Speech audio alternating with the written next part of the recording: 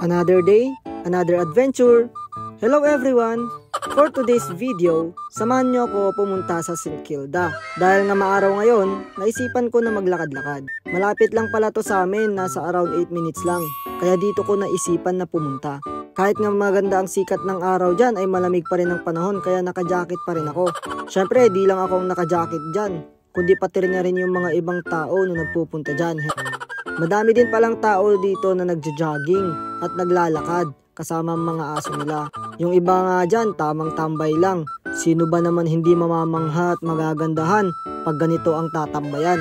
Kahit nga malamig ang panahon, may mga nagsisurfing pa rin dyan. Sayang nga lang at hindi ko nakunan ng video. Dahil wala tayong taga-video, idaan na lang natin sa DIY. Sobrang ganda nga maglakad-lakad dyan dahil ang mostly na maririnig mo ay huni ng ibon, tubig sa dagat, at sipol ng hangin. Masarap balik-balikan ang lugar na ito dahil hindi nakakasawa. Sa ganda ba naman ng view, di ba?